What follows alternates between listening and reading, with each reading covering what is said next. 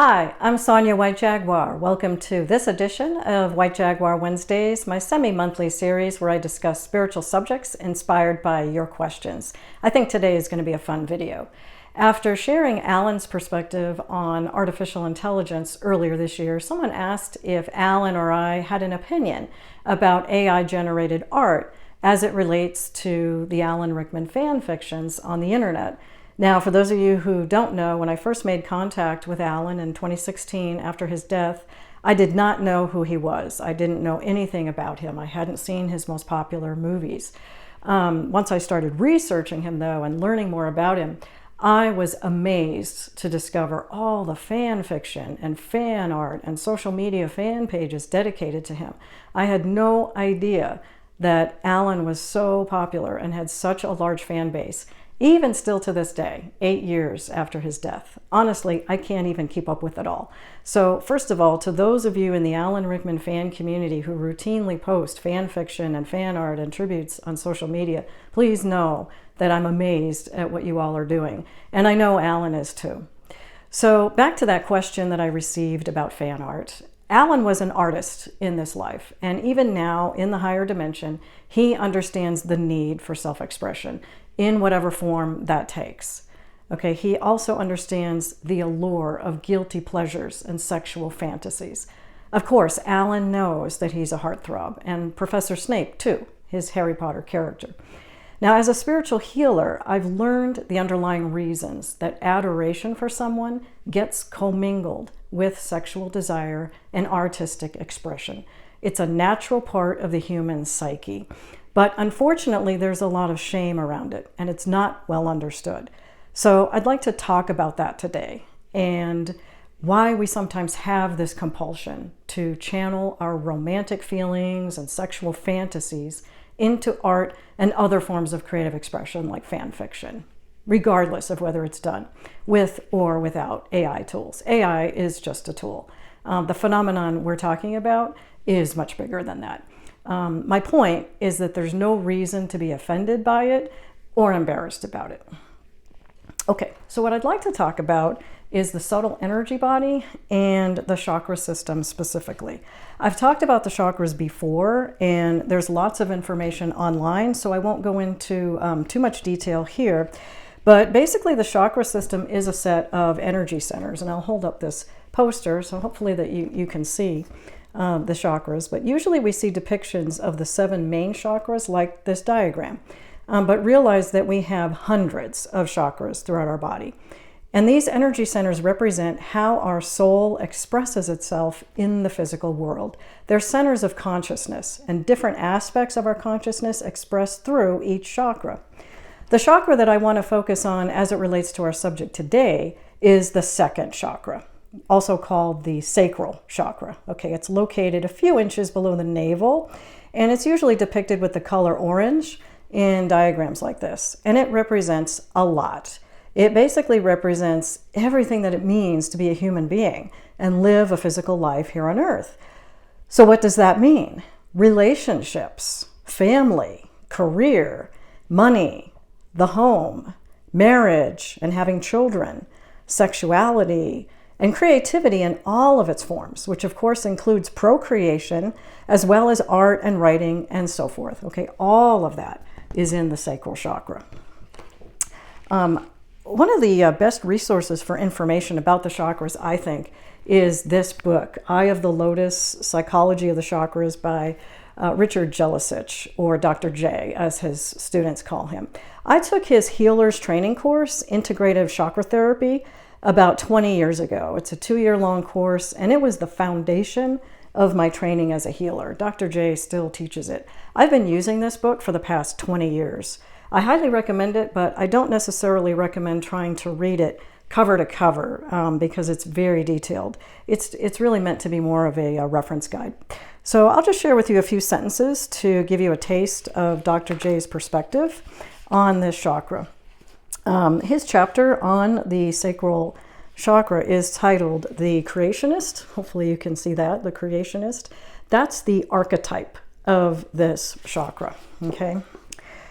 Of all 7 chakras, the second is the most closely connected to the 5 senses.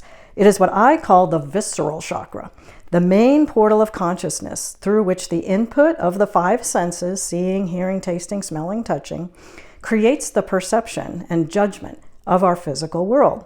The second chakra is related to our sense of life and living, creativity, love and lust, sexuality and sensuousness, burdens and responsibilities, and perception and meaning, because they are products of our 5 physical senses. The sacral chakra is the salsa of what it is to be a human being. And Dr. J says, people with strong second chakra energy make great architects, interior designers, engineers, artists, visionaries, poets, and romantics. Okay, that gives you a taste of this book. He does a great job explaining the sacral chakra in detail. I'll drop links to Dr. J's work in the description box below, so you can check it out if you're interested. Okay. All right, so where am I going with all of this, right? Okay, well, fan fiction and fan art are creative endeavors which come through the sacral chakra, okay, which is also the seat of our sexual energy, okay? When we're attracted to someone, one of the things that can happen is that we develop a need to look for inspiration from that person. And when that person becomes our muse, they inspire us to express ourselves artistically, okay? Because sexual attraction and artistic expression come through the same chakra, those energies can become intertwined, okay? So we express our sexual energy by writing poetry or stories about the person, or drawing pictures or paintings of them, or using AI tools. Okay, sacral chakra energy is very potent. Okay, don't underestimate the power this chakra can have over your feelings and desires. Okay, our society on the whole has very strong sacral chakra energy. A large majority of the population actually is what Dr. J calls sacral chakra dominant, meaning that the main lens that we see and experience the world through is focused on sacral chakra themes. Pop culture is enamored with the sacral chakra. The #1 theme in rock and roll songs, for example, is romance. Romance is also the top-selling genre in the publishing industry. And porn sites are among the most visited websites on the internet, okay? When you develop an interest in someone, do you find that the first questions you have are they married? Who are they dating? Do they have children? If so, you probably have strong sacral chakra energy, because those are sacral chakra issues.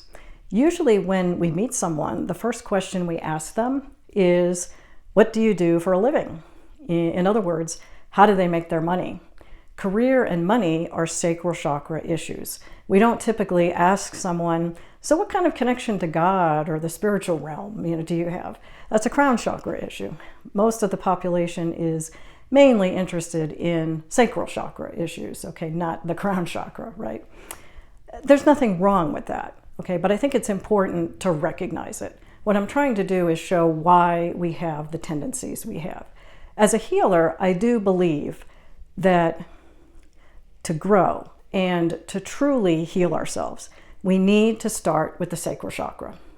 Dig into those issues governed by that chakra and heal those first. Okay, from what I've seen, a lot of what holds us back in life, the issues that most need healing, can be traced to that chakra. Collectively, I think our society needs healing in the sacral chakra. That's why it's the most prominent chakra in our culture.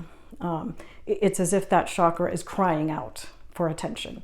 One of the books I'm working on is titled Sacred Love, Sacred Sex. And what I've discussed today will be included in that book, plus so much more. So if this subject interests you, stay tuned for our future announcements. I'll let you know when that book is available. Now, I know that many of you love to watch movies. If you'd like to watch some classic films that are a study in the sacral chakra, I recommend 2 in particular. One is Saturday Night Fever, which maybe you've seen. You can watch a young John Travolta dance. That's cool, right? Dance, by the way, comes through the sacral chakra. and it can be a euphemism for the sexual act. Everything in that film, not only the sexual content, but the relationships between the characters, the family life, the job, the whole movie literally dances around the sacral chakra. That movie is regarded as one of the best films of the 1970s, interestingly enough. I'm not surprised, since the sacral chakra is so strongly represented in it. The other movie I recommend is Dirty Dancing. You can watch a young Patrick Swayze dancing in that one.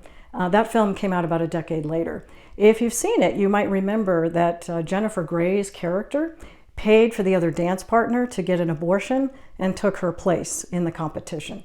Pregnancies, abortions, family dynamics, all of that is sacral chakra. Okay, I recently came across this book online, and I wanted to mention it because it relates to our subject today.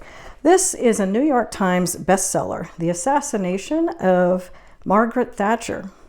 Provocative title with a provocative cover. Hope you can see that. It's an anthology of short stories. It's by British writer Hilary Mantel. She's the award-winning author of Wolf Hall and Bring Up the Bodies, which are about Henry VIII and Thomas Cromwell.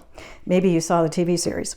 Anyway, what struck me about this particular book was the description on Amazon. And here's what it says. Cutting to the core of human experience, okay? The core of human experience. Mantel brutally and acutely writes about marriage, class, family, and, wait for it, sex. Okay, what chakra is Mantel's book centered on? I'm not surprised that it's a New York Times bestseller. So, what am I saying? Well, let me address my fellow writers and artists for a moment. I think there's a lesson here for us. Sacral chakra themes sell books and TV shows and movies, okay? We shouldn't be afraid of the sacral chakra. On the contrary, I think we need to lean into the sacral chakra. This chakra is part of our experience here on earth as human beings, okay? It's natural. Don't fight it. Let people like Alan be your muse, if that's what you need in order to connect with your sacral chakra, your creative center, okay, and express yourself.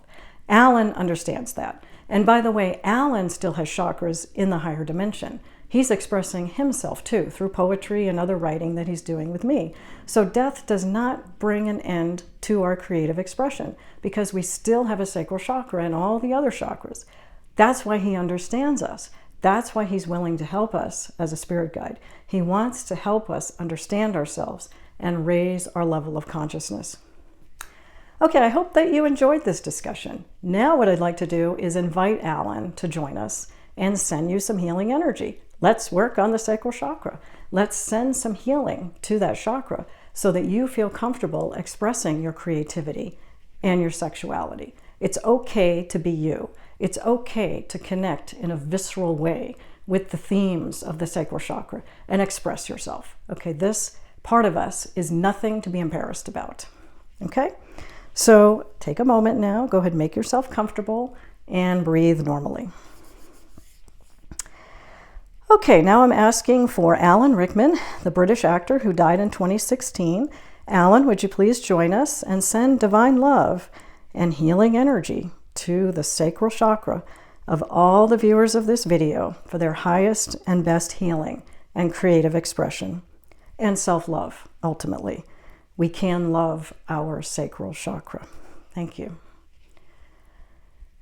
So let's give him a moment to do that.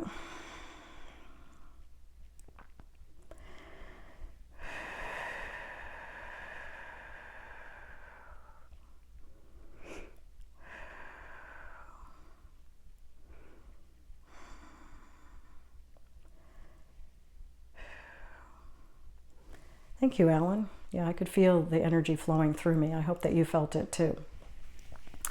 Okay, well, in the next video, I will be sharing Alan's perspective on Madly Deeply, the diaries of Alan Rickman. I've asked Alan to use flashlights and answer yes/no questions, which he demonstrated in one of my earlier videos, and reveal how he feels today about the publication of his diaries now that the book has been out for 2 years. I wanted to give him the opportunity to do that since he was expressing himself in his diaries, and now he's been expressing himself through me and my writing, and he agreed. Very soon I'll be releasing a free fan fiction romance story titled Writing Alan Rickman's Autobiography, which I wrote for Alan's fans. I was inspired to write it after reading Alan's diaries. Although the story is fictional, I channeled a lot of the content from Alan. I recently excerpted some passages from the story in my newsletter. The book will be available to read on Wattpad, and you can also listen to me read it here on YouTube in my new weekly series, which debuts next month, White Jaguar Weekend Read. So subscribe to my channel if you haven't already, so you'll be notified when all these videos are posted. You can also sign up for my newsletter on my website, SONYA'S, and you can get notified that way. I send out newsletters twice a month. They contain inspirational messages from Alan and exclusive sneak peeks at my books in progress. You'll also receive a free meditation guide. Thanks so much for watching. I'll see you next time.